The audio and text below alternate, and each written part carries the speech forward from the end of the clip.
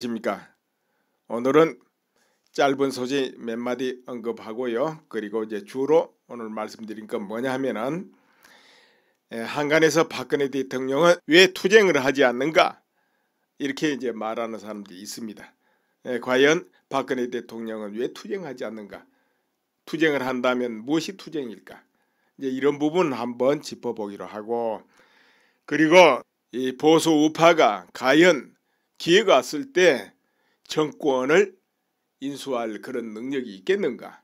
또 그러려면 이제 국민 지지가 결집돼야 되는데 그럴 능력이 있겠는가? 부족하다면 어느 부분이 아직은 부족할까? 이거 한번 살펴보기로 하고, 그리고 왜 우파는 서로 싸우고 공격하고 흩어지는가? 여러분이 그동안에 이제 많이 보고 있습니다. 태극기 집회만 해도 결집이 되고 많이 모이다가 흩어졌다 이 말이에요. 왜 그렇게 되는가? 앞으로도 그것이 지속될 가능성이 있단 말이에요. 그런 것이. 그래서 이 부분들이 상당히 이제 중요합니다. 당장도 그렇지만 그래서 이것을 주로 오늘 말씀드려 볼까 합니다. 그렇지 않아도 박근혜 출당 이런 논의도 계속 이어지고 있는데 왜 이런 일이 일어나고 있는가를 그 저변이 뭔가 그 부분에 대해서 한번 살펴볼까 하고, 그리고 최고위에서 홍준표 대표에게 박근혜 출당 문제를 일임했다 이런 보도도 있고, 한편에서는 그건 절대 아니다, 일임한 적이 없다 이렇게도 나옵니다. 그러나 이제 일단 홍준표 대표가 어떤 발표를 하는 것은 누구 마음이냐, 홍준표 대표 마음이다 이런 것이죠. 차후 문제는 차후 문제 이렇게 되겠죠. 자, 그런데 어찌 되었든 간에 홍 대표는 뭐 나름대로 설득하는 그런 논리는 있을 겁니다. 뭐냐 하면은 박근혜 대통령을 놔줘야 박근혜 대통령도 자유롭고 기회가 있을 것이다. 뭐 이런 부분도 안 들어가겠는가 이제 내가 추정을 해봅니다. 사실 박근혜 대통령 좀 굳건하고 국민 지지가 굳건하다 싶으면 이 현 정부에서는 칼자루는 쥐고 있고, 그러니까 계속 어디를 들어파든 이것도 잘못이다 저것도 잘못이다 이제 그렇게 할 수 있는 확률이 이제 높아진 건 사실입니다. 또 그렇지 않아도 그럴 것이고, 그러나 여기서 이기고 나가지 않으면 희망은 없는 것이죠. 문제는 왜 그러니 박근혜 대통령 어찌됐든 마지막 보수 아이콘이니까 그것을 대신할 사람이 아직은 없으니까 이제 이렇게 돼 있는데요. 그러나 저나나 홍준표 대표 뜻대로 이렇게 되어가지고 한다고 이렇게 해봅시다. 그러면 어떤 결과가 나올까요? 나중에 친박들 많이 후회하게 되겠죠. 혹시 공천 받을지 안 받을지도 몰라요. 그리고 바른정당 이렇게 합해지면은 거기 삼선 의원이 즐비합니다. 뭐 다 들어오는 건 아니지만은 일부는 또 국민의당하고 합한다 이러니까. 그러나 저러나 그렇게 되면은 그들이 이제 능수능란하니까 또 각계 격파당하고 친박 뭐 흐트러지고 이렇게 될 것 같은데, 그리고 홍준표 대표 입지도 또 흔들 우리가 있어 먼 건수 있으면 대번 흔들 거예요. 그래서 또 그 안에 자중질환이 없을 것이다. 이렇게 봐지고, 그때는 친박들 후회해도 누구 하나 돌아보지도 않을 것이다. 이렇게 되겠죠. 그리고 홍 대표 특성이 뭐냐면은 무엇을 전부 모아가지고 끌어모으고 사람을 결집시키고 이루고 하고 이런 스타일은 좀 아닌 것 같잖아요. 주로 이제 공격하고 전투력 있게 하는 부분은 약간 익숙한데 나머지 이루고 하는 부분은 조금 안 맞는 것 같은데, 이제 이 부분이 흔들릴 가능성이 농후하다. 나중에 이제 가장 후회하는 쪽은 친박 쪽이겠다 싶고 이제 이렇게 되겠습니다. 그런데 이제 이 부분은 오늘 주로 논하는 날이 아니기 때문에 이제 이 선에서 끝내고요. 미 백악관 보좌관 맥베스터 이가 이런 말하죠. 북중보다는 한미 관계 우선이다. 사실은 이제 한미 관계가 참 찰떡까지 해야 되는 건 당연합니다. 근데 이제 우선이다 하는 거는 뭔가 껄끄럽다 이런 이야기겠죠. 그래서 트럼프 대통령이 이번에 방한했을 때 그 부분을 좀 풀어보려고 하는 것이고, 또 립 서비스 이것을 하고 있다 이렇게 보시면 돼요. 그리고 이런 말을 합니다. 이제 코리아 패싱 없다는 것이죠. 그러니까 한국 동의 없는 전쟁은 없다. 이렇게 이제 또 단언을 합니다. 그것은 왜 그렇게 하겠습니까? 그렇지 않아도 지금 한국에서도 한국 동의 없이 전쟁은 불가하다. 이렇게 자꾸 말을 하고 있고, 그러니까 미국에서 그럼 그렇게 하겠다 해야지 필요 없다 이렇게 하겠습니까? 자, 이런 것이 논의된다 그 말은 이런 말도 되는 것이죠. 한국 동의 없이 전쟁할 수 있다. 이런 말도 된다. 이렇게 되는 거예요. 그렇지 않으면 이런 말 할 필요도 없어요. 예를 들어 코리아 패싱이 처음부터 없다면 코리아 패싱 없다 할 필요도 없죠. 그렇죠? 그런 게 이제 안팎으로 뭔가 존재하니까 아니 그럴 일 없어 이렇게 하는 거지요. 그렇게 생각하시면 되겠어요. 그리고 시진핑이 북한에 대해서 축전을 보냅니다. 우리 잘해보자 하고 이제 북한에서 먼저 축전을 보냈어요. 시진핑한테. 그렇기 때문에 이제 답신을 보낸 것이죠. 이게 정치예요. 이제 서로 그렇게 늘 뭐 속의 마음이 어떻게 됐건 이제 주고받는 겁니다. 그렇게. 그런데 그럼 어느 길로 쭉 가느냐? 그건 당연히 이것이 국익이다 하고 자기들이 생각 딱 정해놓은 그 길로 가는 것이죠. 밖으로는 무슨 말을 하든 다 그건 소용이 없고요. 그리고 그 결정권자 최고 통치자가 이것이 내가 유리하지 이 방향 바로 거기로 갈 뿐입니다. 딴 거 없어요. 그래서 이제 그것이 무엇인가 이걸 이제 봐야 진행이 일로 가겠구만 이렇게 아는 것이지 앞에 툭툭 던지는 거는 의미가 없어요. 그때. 네, 그리고 이어서 이제 박근혜 대통령 왜 투쟁하지 않냐 이런 의문을 가진 사람들이 있더란 말이에요. 그래서 이제 그 부분 한번 비교해 볼 거예요. 왜 그러냐면 현재 보수 우파는 투쟁의 직면에 있어. 왜 그러냐? 권한을 잃었기 때문에. 그렇죠? 그래서 이 부분을 이제 논해 보겠습니다. 과연 그게 가능하냐 하고. 우선 이 전투를 한다 하면 누가 합니까? 선비들이 합니까?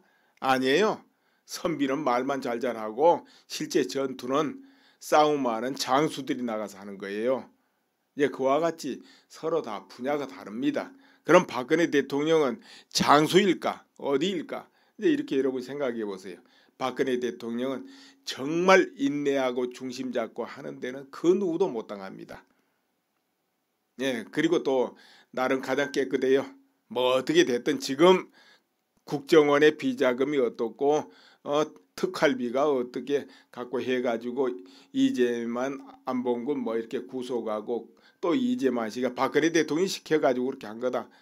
그러니까 한쪽에서는 박근혜 대통령의 비자금이 아니었겠냐 이렇게도 논하고 이제 그렇게 진행되고 결국 이제 화살이 칼날이 박근혜 대통령한테 또 집중되고 있는 그런 현상인데요. 이제 그런데 앞장서서 공격하고 투쟁하고 이런 데는 이제 이 박근혜 대통령은 익숙하지 않습니다. 왜냐하면 과거로부터 그런 삶을 살아온 적이 없어요. 몸에 배에 있지 않습니다. 그렇기 때문에 이제 그런 것을 추종자들이 기대하면 안 돼요. 그건 이제 기대하면 안 됩니다. 예를 들어서 김대중 대통령 과거 투쟁사를 이렇게 떠올린 사람들은 왜 그 고난을 당했으면 투쟁해야지 이렇게 생각할 수도 있습니다. 그런데 처지가 서로 달라요. 어떻게 처지가 다르다고 봅니까? 잘 생각해 보세요. 당시 김대중 씨가 혼자 투쟁한 것 같지만 아닙니다. 김대중 씨 민주투사다 이래가지고 전 세계가 응원했어요. 심지어는 미국의 당시 현 정권들도 계속 한국에 압력을 넣습니다. 인권 탄압하지 말라 이렇게 하고. 그렇지 않아요? 대통령까지 나서고 조야가 나서고 이런 그 힘이 주어지고 있었습니다. 그러니까 이후락 정보부장 때 혈액탄에 빠뜨리려래. 그런데 미국이 나선 바람에 못 빠뜨렸다. 이런 거 이제 있잖아요. 그러니까는 미국에 의해서 몇 번 구조를 받게 되고 구원을 받게 됐다. 이건 다 아는 사실이거든요. 그리고 또 국민적인 지지 한번 볼까요? 김대중 씨 하면은 정치인으로서 탁월하다 인정하면서도 흔히 말한 우파 쪽에서는 아주 혐오를 했어요. 그랬죠? 이엄씨 보고. 그러나 다른 한편에서는 어땠습니까? 전라도 그리고 서울 일부 등등 거기는 90% 지지를 해주면서 열렬하게 추종해줬다 이거예요. 힘이 돼준 거예요. 절대적인 계층이. 자, 그러면 그 부분만 비교해 보겠습니다. 지금 박근혜 대통령이 어떻게 돼 있습니까? 절대 지지층이 지지 기반이 그래도 대구, 경북 뭐 이런 데 아닐까요? 그런데 거기에 지금 그와 같이 돼 있습니까? 언론 보도로 그랬던 어떻게 됐던 그 지지하고 표를 찍고 했던 분들이 많이 와해가 돼버렸다는 것이죠. 거기 지금 와해가 되지 않고 정말로 현재도 절대적으로 90% 지지를 한다. 이렇게 되면 출당 논인이 이런 말이 나오긴 하겠습니까? 나오지도 않아요. 무슨 합당이니 보수 통합이니 그런 말 나오지도 않아요. 그냥 그 중심으로 해서 딱 뭉치고 말죠. 그리고 그쪽 지역의 국회의원들이 가만히 있겠습니까? 또 그 정도 되면은 앞장서서 나서서 거기에 거부하고 투쟁하고 그러죠. 그저 말로만 안 돼 이러겠습니까? 그렇지 않아요. 근데 그 상황이 무너졌다는 걸 바로 의미하고 있는 거예요. 자, 이렇게 돼 있어요. 김대중 씨는 그 당시 거기다가 오랫동안 힘을 합했던 열렬한 그 투쟁적인 그 세력이 힘을 합해주고 있었고, 특히 젊은 층이 힘을 합해주고 있었고, 이제 젊은 층은 역동적이잖아요. 그리고 자라나는 세대들이기 때문에 확장성이 있어요. 세월이 갈수록 높은 자리에 가고 세월이 갈수록 힘이 커지잖아요. 근데 지금 박근혜 대통령의 지지층은 그 반대잖아요. 이것은 엄연히 엄청난 차이가 있는 겁니다. 그리고 그 당시 이제 흔히 말하면 투쟁 운동권 하면은 싸움의 달인들입니다. 그렇게 힘이 또 강한 데다가 그 싸움의 달인은 또 분열도 잘해요. 서로 공격하고. 그런데도 그게 없었어요. 별로. 왜 그러겠습니까? 강력한 통제에서 움직이니까 그게 가능한 거예요. 이 한국인은 어려서부터 선악교육을 받다 보니까 잘 못 뭉칩니다. 그럼 뭉칠 때는 어떻게 되냐? 강력한 통제력이 있을 때만 뭉치는 그런 성향이 있습니다. 수평적으로는 잘 안 뭉쳐요. 한국인은. 그런데 그쪽에는 그게 있었어요. 그러다 보니까 분열이 된 듯해도 항상 탁탁탁 뭉쳐주는 거예요. 그리고 이제 그 당시 70년대 80년대 국력이 북한 쪽이 앞섰어요. 북한 쪽이. 그 이후로 이제 격차가 엄청나게 나버려서 그렇지. 그리고 북한은 그때 딱 안정돼 있었단 말이에요. 70년대 이럴 때. 이제 북한이 한국 내에 이런저런 사건에 개입을 하고 통제를 하고 조조를 하고 그럴 시기인데, 그럴 때 이제 북한을 추종하는 이런 세력들은 북한에서 시킨 대로 정한 대로 움직일 수밖에 없잖아요. 그런데 그렇게 되면 또 그 추종 세력은 또 분열이 날 수가 없어요. 그렇잖아요. 그리고 이제 흔히 말한 운동권이다 뭐 좌파다 북한 추종하고 상관이 없는 그런 민주화 아니면 자유를 위해서 투쟁한 세력들도 있습니다. 그들은 또 그들대로 이제 순수하게 민주화 운동을 했다. 이런 사람들은 그 목적이 또 분명하지 않습니까? 거기다가 그 열정이 이제 같이 결합이 될 수 있어요. 이제 그리고 그 외에 잡다한 세력들, 이런저런 세력들이 결국 뭘로 뭉칩니까? 반독재 하면서 이런 명분으로 하거나 인권 뭘로 뭉치거나 이게 뭉치는데, 여기 중심에 내세울 수 있는 인물이 딱 하나 있었으니 바로 김대중이란 거물이 그 자리에 딱 자리 잡고 있었다는 것이죠. 그러니까 통제가 가능한 것이죠. 또 지지하는 그 기반의 염원이 딱 일치돼 버리니까 그 힘이 강했다 이겁니다.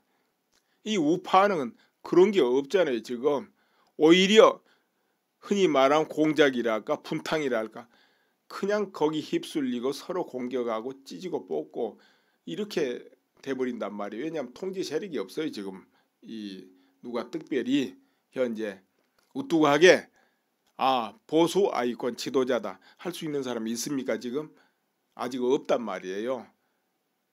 저 사람이 가능성이 있네 해도 약해. 이러다 보니까 서로 공격을 하고 이걸 통제가 안 되는 거예요. 그러니까 흩어져 버려. 모이다 흩어져 버려. 어떻습니까? 이 상황에서 박근혜 대통령이 옥중에서 어떤 투쟁을 하겠습니까? 무엇이 가능해지겠습니까? 물론 그래도 나름 하는 방법은 있지 않겠냐 하고 다음 이야기를 또 이어볼까 합니다. 자, 그런데 이제 박근혜 대통령이 투쟁을 한다면 하는 것이 하나 있긴 있습니다. 뭐냐면은 진실을 알리고 바로잡아야 된다는 것이죠. 그럼 어떻게 해야 되겠습니까? 현재 옥중에 있는데 그것은 그렇지 않아도 1월에 그 블랙리스트 그 보도 잘못한 거 1억 소송했잖아요. 이제 그와 같이 언론이 탄핵 전후로 해가지고 그 무수하게 쏟아낸 그 왜곡이라든가 허위 보도 이런 거 명백한 거 있잖아요. 그러면 그거에 대해 소송을 해가지고 이걸 바로 잡아야 됩니다. 그러니까 그 뭐 현 정권 이 상태에서 그게 바로 잡히기가 참 쉽지는 않지만 그래도 소송을 하는 과정에서 국민이 알 수 있잖아요. 그게 그렇게 됐나 하고. 그래서 이것은 진실을 바로잡기 위해서 소송하는 게 무슨 돈을 벌자고 하는 것도 아니고 언론사 괴롭히자고도 하는 것도 아니고, 그러니까 언론사에서도 그런 부분에 대해서는 알아서 다 이건 왜곡이었고 이건 허위였고 이것은 과장이었으면 과장이다 이렇게 해야 돼요. 언론은 진실을 갈 때 그 힘이 있는 거니까 그렇게 해줘야 됩니다. 언론사도 꼭 뭐 소송을 당해서 그런 것보다도. 그러나 이제 박근혜 대통령은 언론사를 애매기자 이런 차원이 아니고 진실을 국민한테 알려보자 하는 차원에서 소송을 해야 된다니까요. 이제 그마저도 박근혜 대통령 성향으로는 원치 않을 수 있고 또 맞지 않고 그럴 수도 있습니다. 그렇지만은 직접 나서서 할 일은 없잖아요. 그냥 변호인한테 어떤 특정 단체한테 일임하면 돼요. 그럼 그 단체에서 어련히 알아서 하겠습니까? 다 찾고 보고 감정하고 다 하면서 하게 되겠죠. 그런데 이제 일임할 때 그저 사람 좋아 보이고 둥글둥글 이런 데는 맡기면 안 되고 정말 날카롭고 치밀하다 싶은 쪽에 맡겨야 됩니다. 그리고 기성 언론만 문제가 있는 게 아니고 당장에 여러분 유튜브에서 박근혜 하고 검색 한번 해보세요. 어떤 게 많이 뜹니까? 그리고 클릭수 굉장히 많은 거 뭐가 있나 하고 한번 봐보세요. 그 보면은 뭐 박근혜 마약설, 정유라가 누구 딸이다 뭐 별의별 게 다 떠요. 이게 북한에서 만들어 놓은 것인지 아주 고의적으로 일부러 만들어 놓은 것인지 얼토당토 않는 내용들이 많이 나옵니다. 어느 정도 비슷하면 또 뭐 오해해서 그럴 수도 있고 또 그런 의혹이 있으니까 의혹을 제기하는 것보다 이러는데 그걸 범주를 벗어나는 게 너무 많이 있습니다. 그렇기 때문에 그런 거 저런 거 그뿐이겠습니까? 또 카페 동호회 뭐 널려 있는 거예요, 사방에. 그러면은 그런 거 일일이 어떻게 하느냐 하지만은 그것도 바로 잡을 때는 바로 잡아야 됩니다. 너무 얼토당토 하는 거 이런 거 바로 잡아야 될 거 아니에요. 그런데 이제 그런 것이 나와서 그걸 믿지 않고 사람들이 따르지 않고 한다면 상관이 없습니다. 그러나 그것을 추종하고 쫓아다니고 믿는 사람이 많다는 거예요. 그러면 그 젊은 세대들이 다 거기에 믿고 빠지고 이러다 보면은 인식이 어떻게 돼버리겠습니까? 한번 나쁘다 하고 인식돼버리면 방법이 없어요. 바꿔지질 않아요. 그렇기 때문에 그런 것이 그게 아니다 하고 이것을 바로잡을 필요가 있다니까요. 그 뭐 네티즌들을 혼을 내고자 하는 게 아니고 그걸 통해서 국민이 바른 인식을 가지도록 할 필요가 있다 이런 이야기죠. 어찌됐든 그와 같은 노력을 통해서라도 국민이 인식이 바뀌고 이해를 하게 되고 이렇게 될 때 또 그 지지 세력들이 결집하게 되고 그렇게 결집이 되었을 때 바로 국회의원들이 하는 사람들도 말이 달라지고 행동이 달라지고 방향이 달라지고 뭉치고 이렇게 되는 거예요. 그렇지 않으면 기대할 수가 없어요. 뭐 의리가 있니 없니 해도 다 자기 살 길 찾기 때문에 소용이 없습니다. 그게 현실이라는 것이죠. 내가 또 이제 말씀드리려는 게 과연 이 보수우파가 어떤 기회가 온다 할 때 수권 능력, 정권을 이끌어갈 수 있는 힘이 있겠는가? 이 의문이 생기게 된다 이 말이에요. 아니 과연 이 강력한 현 정권하고 이렇게 대응을 해가지고 견제라도 제대로 할 수 있겠는가? 이런 부분에 의문이 생기게 되죠. 실제로 제야에서 뭐 태극기를 들고 이렇게 흔들고 투쟁도 하는 것도 있지만은 그래도 실질적으로 국론의 장에 들어가면 국회의원들이 해야 되거든요. 우선 법안을 통과시킨다 아니면 제지를 한다 누가 합니까? 국회의원이 해야죠. 그것도 지금 참 아슬아슬하다 이런 이야기죠. 과연 그런데 수권 능력이 있겠는가? 자, 이걸 생각해 봅시다. 그러려면 국민 결집이 일어나야 되는데 어떻게 결집을 해낼까요? 그 기반이 상당히 안 좋습니다. 이 탄핵 여파를 거치면서 여실히 드러났는데요. 지금 우리 50대 60대 너무 우호적이다 하지만요. 사회 지도급 인사들 보면은 대화해보면 뭐가 있느냐면요. 남북관계 심각하게 전혀 안 느껴요. 뭐 북해? 나무일 같이 말이에요. 아무 일 없는 것처럼. 그냥 그래요. 그러면 탄핵 문제? 의외로 박근혜 대통령에 대해서 잘못됐다고 말하는 사람들이 아직도 많아요. 참 이거 각인 한번 되면 바뀌기 어려워요. 그러면은 현재 30대, 40대, 50대, 20대 어떻게 생각할까요? 그들은 뭐 별다르겠습니까? 더하죠, 더해. 오랜 교육이 쌓이고 오랜 그 조직의 힘이 쌓이고 거기다가 언론이 거기에다가 여지없이 방향을 틀어서 보태가지고 이런 현상이 이제 났다 할 수 있는데 이미 그 기반이요 10년, 20년, 30년 쭉 조성되어 오고 있었다는 거죠. 결국 이제 보수 우파들은 그 세력이 무너지고 있었다는 거죠. 기반이 상실됐다.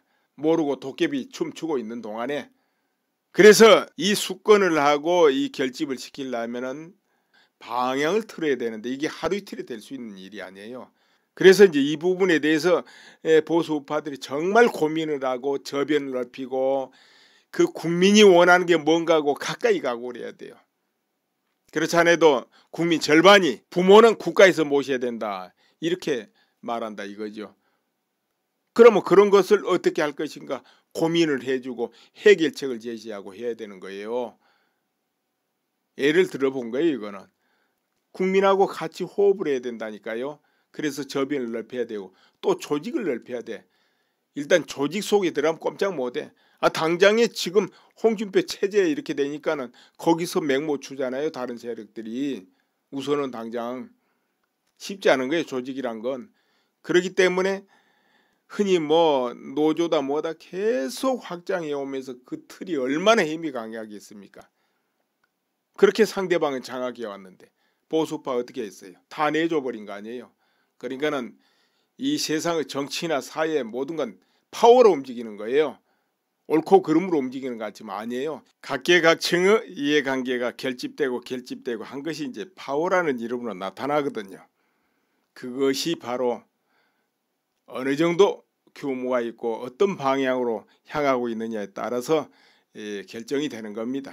서로 베풀고 같이 살자 공존하자 이렇게 가면 국가의 홍복인 것이고 그 파워가 뭉친 곳에서 지 멋대로 하면은 국가가 무너지는 거 그럴 뿐이에요.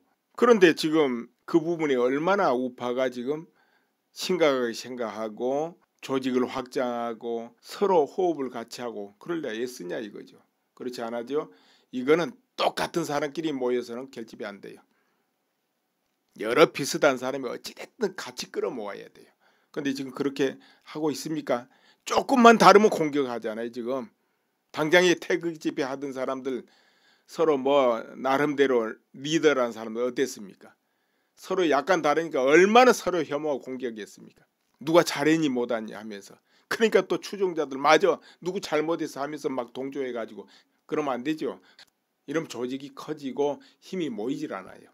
정강용 씨가 하나 잘한 게 있어요. 정강용 씨가 태극기 집회를 그렇게 키울 때 보면은 항상 자기가 밑에 자리를 차지하면서 다른 사람을 자꾸 끌어모아서 위에서 조직에 뭐를 앉히려고 이렇게 하는 걸 눈에 볼 수 있어요.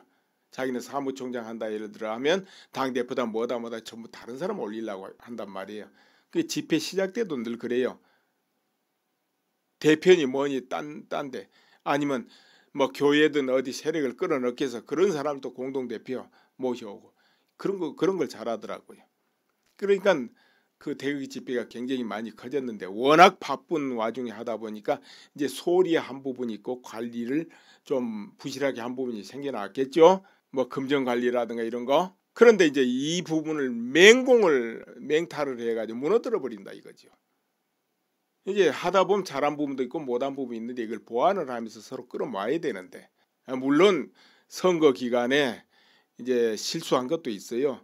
홍준표 대표를 민다 하면서 조은진 후보하고 동의 상의가 완전히 이루어지지 않는 상태에서 전환한 거 이런 건 이제 정치적으로 잘못한 거예요.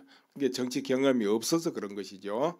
반드시 밀어도 같이 움직여야 되고 안 밀어도 같이 안 밀어야 되는데 그 부분에서 이제 잘못한 것이요. 그런데 이제 사람은 실수할 수가 있어요. 근데 이제 실수한 것이 맹공당해버리고 그러면 누구든지 다 무너집니다. 왜 그러냐? 아무리 잘한 사람도 잘하다가 7, 8개 잘해도 한두 개 반드시 잘못한 게 나오는데 잘못한 부분이 공격당해서 무너진다면 설 수 있는 사람이 없어요. 그럼 다 파괴돼 버려. 서로가 서로를 공격해 같이 무너져. 그럼 나중에 한두 사람 남을 수도 있어. 그러면 그건 보란듯이 외부에서 꺾어버립니다. 왜? 입술이 없으니까 이빨이 시리게 돼요. 그래서 공격을 받은 쪽 말고 투쟁을 하는 쪽에서는 어차든지 끌어모여야 되는 거예요. 밤길을 갈 때는 여럿이 가는 게 안전하니까. 저 사바나의 누떼들 왜 모여 있습니까? 모여 있는 게 더 안전하거든요. 따로따로 풀 뜯는 것보다. 그래서 모이는 겁니다. 모여야 되고 끌어모여야 돼. 근데 어떻게 색깔 같은 사람을 모을 수 있습니까? 전부 다른데. 조금이라도 뜻이 같고 목표가 같고 비슷하면 같이 이유 없이 뭉쳐야 되는 거예요. 옹호해 가면서 잘못한 건 고쳐가면서 이렇게 해야 되는 거죠. 근데 이제 그런 부분에서 한국인들이 많이 서툴죠. 익숙하지를 않아요. 그런 거 어려서부터 잘 안 해봐가지고. 그렇지만은 그것이 안 되면은 이룰 수가 없어요. 이루는 사람은 그것을 하는 사람이 이루는 거예요. 남을 공격하고 계획을 잘하는 사람은 그 부분만 해야 돼요. 나서면 안 돼요. 그렇게 해서 이렇게 모여야만 국민 결집을 할 수 있다. 결집이 돼야만 우파가 수권 능력이 생긴다. 또 그런 것이 있고 기반이 있을 때 박근혜 대통령이 사실은 투쟁할 수 있는 것이에요. 안 그러면 투쟁이 안 돼요. 기반이 없으니까. 한국의 비극이라면 비극이 있다. 이런 이야기를 한번 해볼까 하는데요. 그동안에 북한에서 또 북한 추종 세력들이 얼마나 많이 이제 계속 선동을 했는지 모릅니다. 어떤 방향으로든 사방에 알게 모르게 틈틈이 그것이 민족이란 이름 아니면 민주란 이름 자유란 이름으로 하든지 뭘로 하든지 그리고 그러다 보니까는 우리 젊은 세대들이 자라면서 거기 알게 모르게 많이 젖었어요. 이제 젊은 세대도 아닙니다. 50대 60대도 그 안에 들어갈 판이에요. 그래서 현재는 우리 사회의 기둥이 되고 이룸을 이루고 중요한 직책이 있는 사람들도 의식구조가 분명한 국가관이 없는 경우가 많이 있습니다. 의외로. 그러다 보니까 어떻습니까? 지금 전 세계가 나서서 북한 핵을 관리하려고 미국이 전쟁을 언급하면서까지 이렇게 몰아치고 있어도 한국은 천하태평, 특히나 그런 책임 위치에 있는 사람들은 위기를 느껴도 남보다 더 크게 느껴야 될 거예요. 잘못하면 자기들이 가장 먼저 타격을 받고 무너질 테니까. 그런데도 천하태평. 젊은 세대는 또 말할 것도 없고. 오늘도 기사에 그런 거 있습니다. 빈센트 주한미군 사령관이 백선엽 사령관 휠체어에 앉아 있는데 악수를 청하고 고개를 90도로 숙이고 있는 모습이 있어요. 근데 이제 그 모습들이 특별히 빈센트 사령관이 친한파하고 한국 애가 고개를 숙이는 거다 해가지고 하는 것보다는 역대로 부임하는 주한미군 사령관들은 다 백선엽 장군 찾아보고 그렇게 예를 표해요. 그런 사진 찾아본 여러 건 있어요. 빈센트 사령관 말고도. 그 왜 그러겠습니까? 이제 백선엽 장군은 6.25 영웅, 그러니까 미군이 인정하는 영웅 중에 한 사람이에요. 미군은 선배 영웅들을 지극히 모시고 애우하고 존경하는 나라입니다. 미국 전체가, 국민 전체가 그런 게 있습니다. 그러다 보니까 그들은 배운 대로, 육사에서 또 그렇게 배웠기 때문에 배운 대로 한국에 가면 누구를 찾아봐야 되고 누구한테 애우를 해야 된다, 이런 것 정도는 다 있다 그 말이에요. 그래서 한 것뿐이에요. 그런데도 백선엽 친일파? 이래서 프레임으로 묶어서 그냥 끝내버리는 경우도 있어요. 백선엽 씨가 무슨 친일을 했어요? 한 것도 없죠. 그런데도 그냥 뭐 한국을 수호하기 위해서 몸을 바쳤던 영웅이 됐든 공이 있든 그저 연세 좀 많다면 친일파 이래버려요. 그냥 기본 선동 기본 행태가 그래요. 그런데 또 그런 게 맥혀드는 경우가 있다니까요. 자, 이것이 한국의 현실입니다. 현실이고 이제 이런 부분을 한국이 잘 헤쳐나가야 될 것이고 또 헤쳐나가리라 이렇게 봐요. 왜 그러냐? 다른 데 기대 안 합니다. 우리 한국 전체 국민들의 폭력이 바로 북한의 폭력보다는 앞서기 때문에 잘 헤쳐나가리라 이렇게 봐요. 지금 현재 그 부분 하는 걸 봐서는 어떻게 보면 또 절망적일 수 있어요. 왜 그러냐면은 이 우주 섭리라는 것은 내가 지은 대로 받게 돼 있어요. 내가 지은 대로. 우리 국민 한 사람 한 사람이 지은 대로 다, 그건 다른 데로 안 가고 지은 그 자리로 돌아오게 됐습니다. 마음속에 행동한 그대로.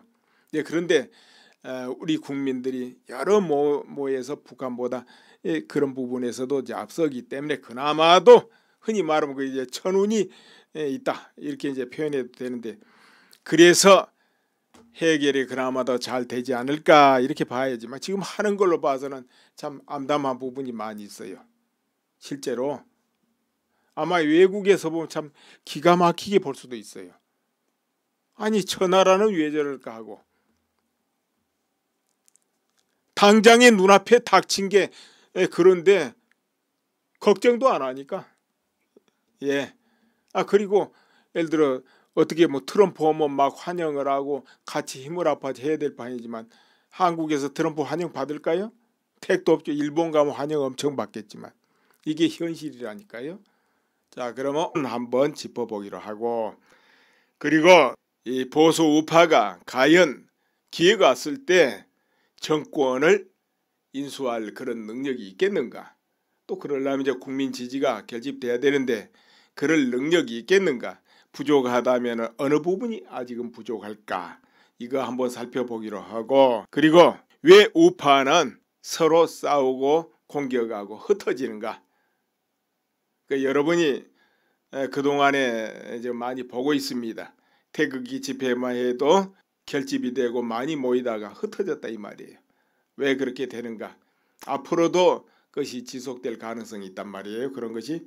그래서 이 부분들이 상당히 이제 중요합니다. 당장도 그렇지만 그래서 이것을 주로 오늘 말씀드려 볼까 합니다.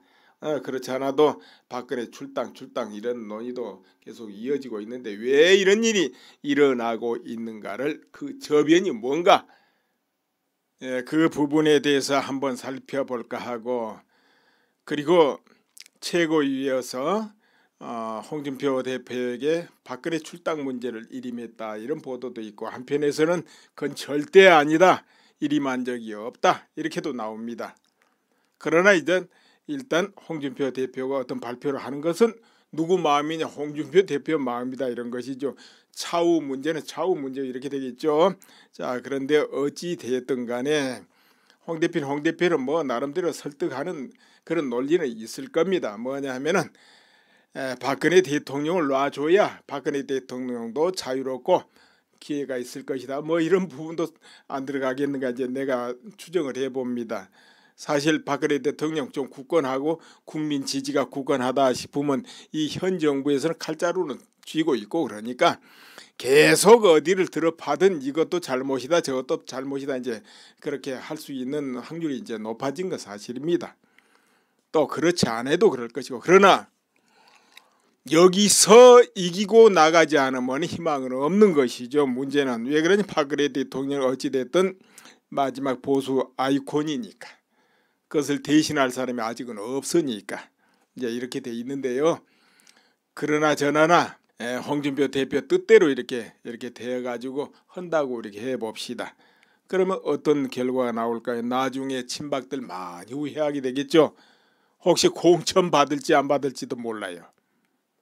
그리고 바른정당 이렇게 합해지면은 거기 삼선 의원이 즐비합니다. 뭐 다 들어오는 건 아니지만은 일부는 또 국민의당하고 합한다 이러니까 그러나 저러나 그렇게 되면은 그들이 이제 능수능란하니까 또 각계 격파당하고 친박 뭐 허드렛의 마약설 정유라가 누구 딸이다 뭐 별의별 게 다 떠요.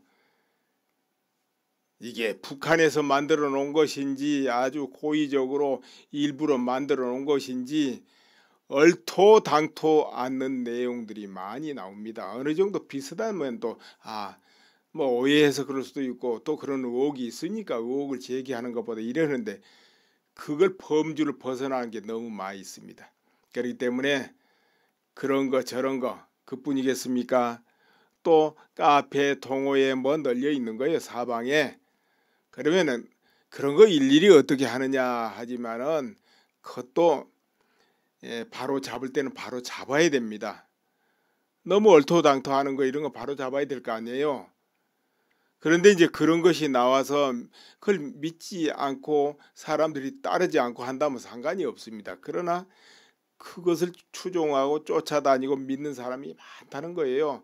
그러면 그 젊은 세대들이 다 거기에 믿고 빠지고 이러다 보면은 인식이 어떻게 돼버리겠습니까? 한번 나쁘다 하고 인식돼버리면 방법이 없어요. 바꿔지질 않아요. 그렇기 때문에 그런 것이 그게 아니다 하고 이것을 바로잡을 필요가 있다니까요. 그 뭐 네티즌들을 혼을 내고자 하는 게 아니고 그걸 통해서 국민이 바른 인식을 가지도록 할 필요가 있다 이런 이야기죠. 어찌됐든 그와 같은 노력을 통해서라도 국민이 인식이 바뀌고 이해를 하게 되고 이렇게 될 때 또 그 지지 세력들이 결집하게 되고 그렇게 결집이 되었을 때 바로 국회의원들이 하는 사람들도 말이 달라지고 행동이 달라지고 방향이 달라지고 뭉치고 이렇게 되는 거예요. 그렇지 않으면 기대할 수가 없어요.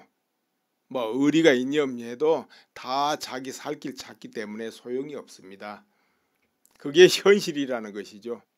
내가 또 이제 말씀드리려는 게 과연 이 보수 우파가 어떤 기회가 온다 할 때 수권 능력, 정권을 이끌어갈 수 있는 힘이 있겠는가? 이 의문이 생기게 된다 이 말이에요. 아니 과연 이 강력한 현 정권하고 이렇게 대응을 해가지고 견제라도 제대로 할 수 있겠는가? 이런 부분에 의문이 생기게 되죠. 실제로 제야에서 뭐 태극기를 들고 이렇게 흔들고 투쟁도 하는 것도 있지만은 그래도 실질적으로 국론의 장에 들어가면 국회의원들이 해야 되거든요. 우선 법안을 통과시킨다 아니면 제지를 한다 누가 합니까? 국회의원이 해야죠. 그것도 지금 참 아슬아슬하다 이런 이야기죠. 과연 그런데 수권 능력이 있겠는가? 자, 그렇지 않아도 1월에 그 블랙리스트 그 보도 잘못한 거 1억 소송했잖아요. 이제 그와 같이 언론이 탄핵 전후로 해가지고 그 무수하게 쏟아낸 그 왜곡이라든가 허위 보도 이런 거 명백한 거 있잖아요. 그러면 그거에 대해 소송을 해가지고 이걸 바로 잡아야 됩니다. 그러니까 그 뭐 현 정권 이 상태에서 그게 바로 잡히기가 참 쉽지는 않지만 그래도 소송을 하는 과정에서 국민이 알 수 있잖아요. 그게 그렇게 됐나 하고. 그래서 이것은 진실을 바로잡기 위해서 소송하는 게 무슨 돈을 벌자고 하는 것도 아니고 언론사 괴롭히자고도 하는 것도 아니고 그러니까 언론사에서도 그런 부분에 대해서는 알아서 다 이건 왜곡이었고 이건 허위였고 이것은 과장이었으면 과장이다 이렇게 해야 돼요. 언론은 진실을 갈 때 그 힘이 있는 거니까 그렇게 해줘야 됩니다. 언론사도 꼭 뭐 소송을 당해서 그런 것보다도. 그러나 이제 박근혜 대통령은 언론사를 애매기자 이런 차원이 아니고 진실을 국민한테 알려보자 하는 차원에서 소송을 해야 된다니까요. 이제 그마저도 박근혜 대통령 성향으로는 원치 않을 수 있고 또 맞지 않고 그럴 수도 있습니다. 그렇지만은 직접 나서서 할 일은 없잖아요. 그냥 변호인한테 어떤 특정 단체한테 일임하면 돼요. 그럼 그 단체에서 어련히 알아서 하겠습니까? 다 찾고 보고 감정하고 다 하면서 하게 되겠죠.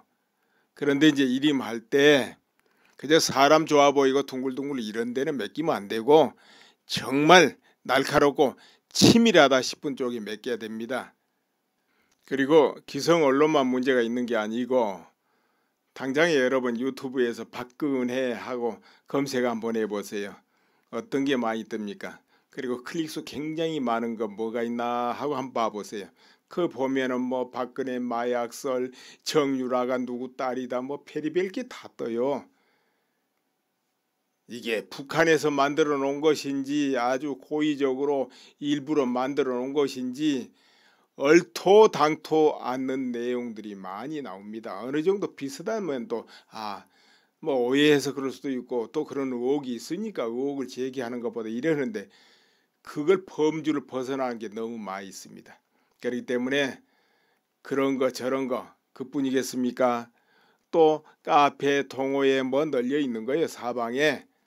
그러면은 그런 거 일일이 어떻게 하느냐 하지만은 그것도 바로 잡을 때는 바로 잡아야 됩니다.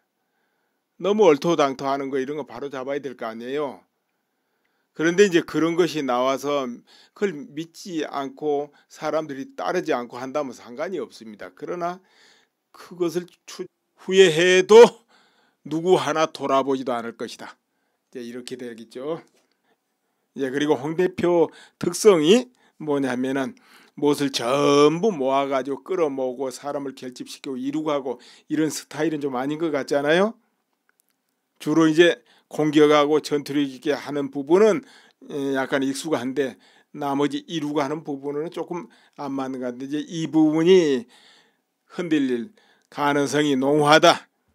나중에 이제 가장 후회하는 쪽은 친박 쪽이겠다 싶고 이제 이렇게 되겠습니다. 그래서 그런데 이제 이 부분은 오늘 주로 논하는 날이 아니기 때문에 이제 이 선에서 끝내고요. 미 백악관 보좌관 맥베스터 이가 이런 말하죠. 북중보다는 한미 관계 우선이다. 사실은 이제 한미 관계가 참 찰떡까지 해야 되는 건 당연합니다.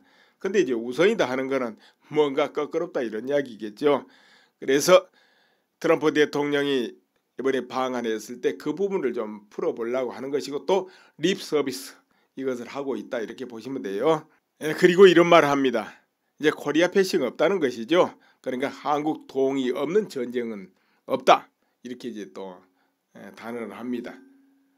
그것은 왜 그렇게 하겠습니까? 그렇지 않아도 지금 한국에서도 한국 동의 없이 전쟁은 불가하다 이렇게 자꾸 말을 하고 있고 그러니까 미국에서 그럼 그렇게 하겠다 해야지 필요 없다 이렇게 하겠습니까? 자 이런 것이 논의된다 그 말은 이런 말도 되는 것이죠. 한국 동의 없이 전쟁할 수 있다. 이런 말도 된다. 이렇게 되는 거예요. 그렇지 않으면 이런 말 할 필요도 없어요. 예를 들어 코리아 패싱이 처음부터 없다면 코리아 패싱 없다 할 필요도 없죠. 그렇죠? 그런 게 이제 안팎으로 뭔가 존재하니까 아니 그럴 일 없어 이렇게 하는 거지요. 그렇게 생각하시면 되겠어요. 그리고 시진핑이 북한에 대해서 축전을 보냅니다. 우리 잘해보자 하고 이제 북한에서 먼저 축전을 보냈어요. 시진핑한테. 그렇기 때문에 이제 답신을 보낸 것이죠. 이게 정치예요. 이제 서로 그렇게 늘 뭐 속의 마음이 어떻게 됐건 이제 주고받는 겁니다. 그렇게. 그런데 그럼 어느 길로 쭉 가느냐? 그건 당연히 이것이 국익이다 하고 자기들이 생각 딱 정해놓은 그 길로 가는 것이죠. 밖으로는 무슨 말을 하든 다 그건 소용이 없고요. 그리고 그 결정권자 최고 통치자가 이것이 내가 유리하지 이 방향 바로 거기로 갈 뿐입니다. 딴 거 없어요. 그래서 이제 그것이 무엇인가 이걸 이제 봐야 지금 와해가 되지 않고 정말로 현재도 절대적으로 90% 지지를 한다. 이렇게 되면 출당 논인이 이런 말이 나오긴 하겠습니까? 나오지도 않아요. 무슨 합당이니 보수 통합이니 그런 말 나오지도 않아요. 그냥 그 중심으로 해서 딱 뭉치고 말죠. 그리고 그쪽 지역의 국회의원들이 가만히 있겠습니까? 또 그 정도 되면은 앞장서서 나서서 거기에 거부하고 투쟁하고 그러죠. 그저 말로만 안 돼 이러겠습니까? 그렇지 않아요. 근데 그 상황이 무너졌다는 걸 바로 의미하고 있는 거예요. 자, 이렇게 돼 있어요. 김대중 씨는 그 당시 거기다가 오랫동안 힘을 합했던 열렬한 그 투쟁적인 그 세력이 힘을 합해주고 있었고, 특히 젊은 층이 힘을 합해주고 있었고, 이제 젊은 층은 역동적이잖아요. 그리고 자라나는 세대들이기 때문에 확장성이 있어요. 세월이 갈수록 높은 자리에 가고 세월이 갈수록 힘이 커지잖아요. 근데 지금 박근혜 대통령의 지지층은 그 반대잖아요.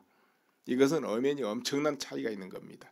그리고 그 당시 이제 흔히 말하면 투쟁 운동권 하면은 싸움의 달인들입니다. 그렇게 힘이 또 강한 데다가 그 싸움의 달인은 또 분열도 잘해요. 서로 공격하고. 그런데도 그게 없었어요. 별로. 왜 그러겠습니까? 강력한 통제에서 움직이니까 그게 가능한 거예요. 이 한국인은 어려서부터 선악교육을 받다 보니까 잘 못 뭉칩니다. 그럼 뭉칠 때는 어떻게 되냐? 강력한 통제력이 있을 때만 뭉치는 그런 성향이 있습니다. 수평적으로는 잘 안 뭉쳐요, 한국인은. 그런데 그쪽에는 그게 있었어요. 그러다 보니까 분열이 된 데도 항상 탁탁탁 뭉쳐주는 거예요. 그리고 이제 그 당시 70년대 80년대 국력이 북한 쪽이 앞섰어요. 북한 쪽이. 그 이후로 이제 격차가 엄청나게 나버려서 그렇지.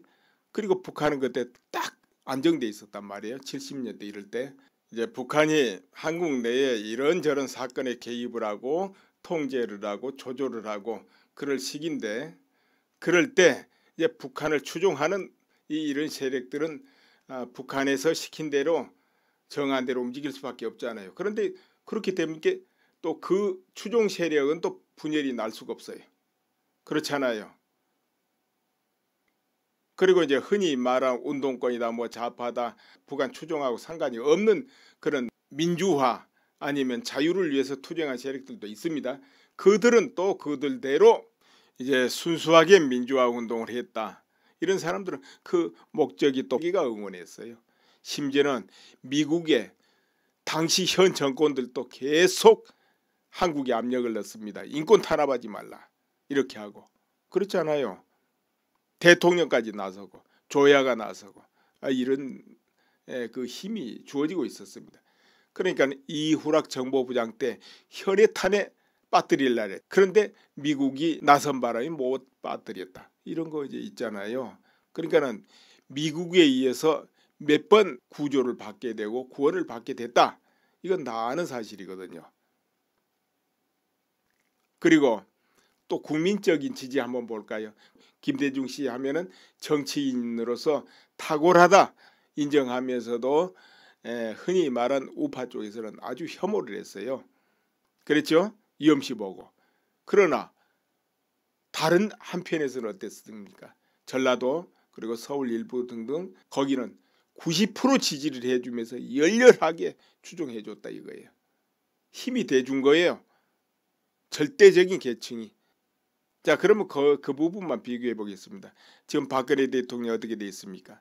절대 지지층이 지지 기반이 그래도 대구, 경북 뭐 이런 데 아닐까요?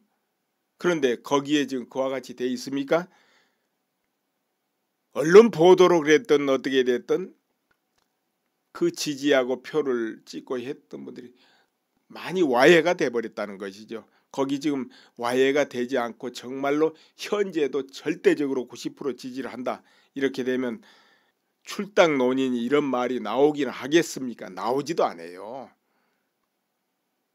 무슨 합당이니 보수 통합이니 그런 말 나오지도 않아요.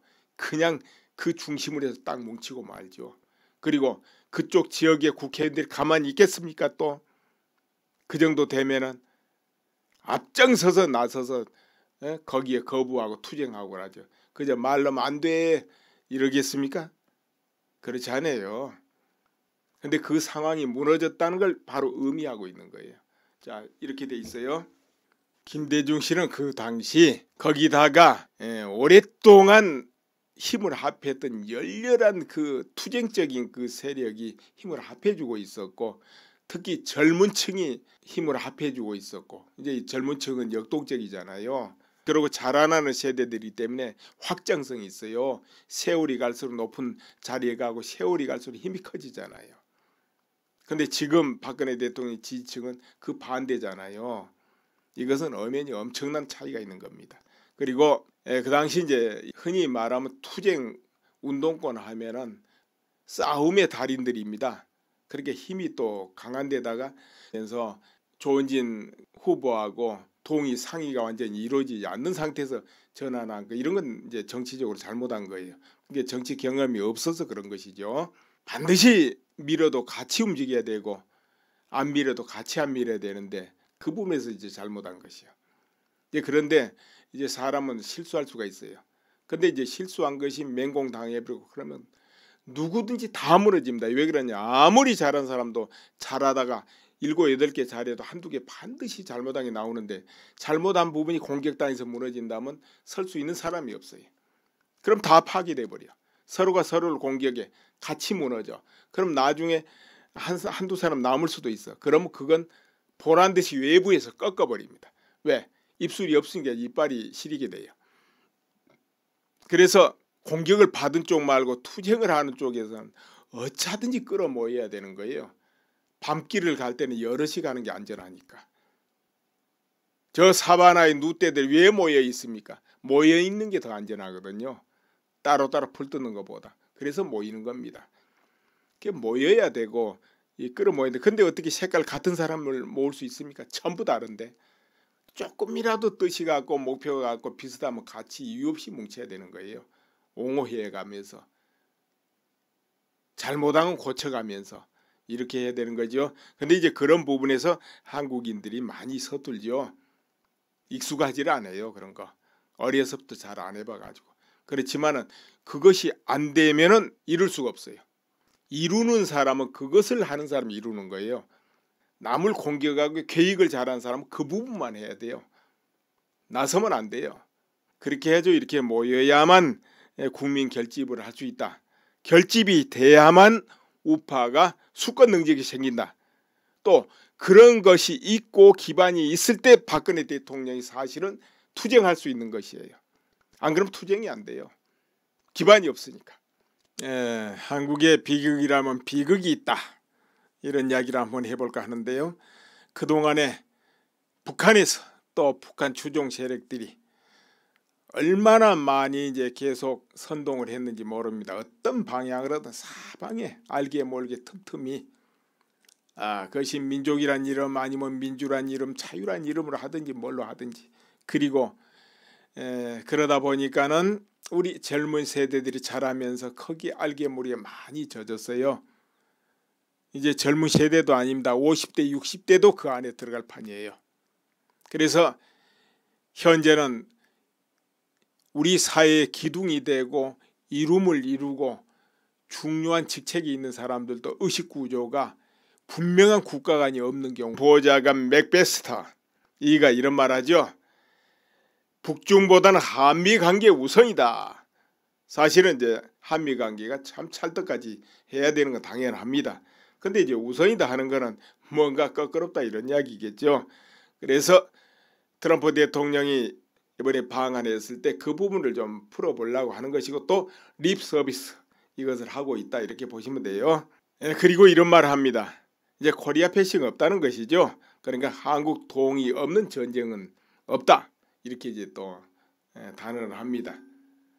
그것은 왜 그렇게 하겠습니까? 그렇지 않아도 지금 한국에서도 한국 동의 없이 전쟁은 불가하다 이렇게 자꾸 말을 하고 있고, 그러니까 미국에서 그럼 그렇게 하겠다 해야지 필요 없다 이렇게 하겠습니까? 자, 이런 것이 논의된다 그 말은 이런 말도 되는 것이죠. 한국 동의 없이 전쟁할 수 있다. 이런 말도 된다. 이렇게 되는 거예요. 그렇지 않으면 이런 말 할 필요도 없어요. 예를 들어 코리아 패싱이 처음부터 없다면 코리아 패싱 없다 할 필요도 없죠. 그렇죠? 그런 게 이제 안팎으로 뭔가 존재하니까 아니 그럴 일 없어 이렇게 하는 거지요. 그렇게 생각하시면 되겠어요. 그리고 시진핑이 북한에 대해서 축전을 보냅니다. 우리 잘해보자 하고 이제 북한에서 먼저 축전을 보냈어요. 시진핑한테. 그렇기 때문에 이제 답신을 보낸 것이죠. 이게 정치예요. 이제 서로 그렇게 늘 뭐 속의 마음이 어떻게 됐건 이제 주고받는 겁니다. 그렇게. 그런데 그럼 어느 길로 쭉 가느냐? 그건 당연히 이것이 국익이다 하고 자기들이 생각 딱 정해놓은 그 길로 가는 것이죠. 밖으로는 무슨 말을 하든 다 그건 소용이 없고요. 그리고 그 결정권자 최고 통치자가 이것이 내가 유리하지 이 방향 바로 거기로 갈 뿐입니다. 딴 거 없어요. 그래서 이제 그것이 무엇인가 이걸 이제 봐야 진행이 일로 가겠구만 이렇게 아는 것이지 앞에 툭툭 던지는 거는 의미가 없어요. 그때.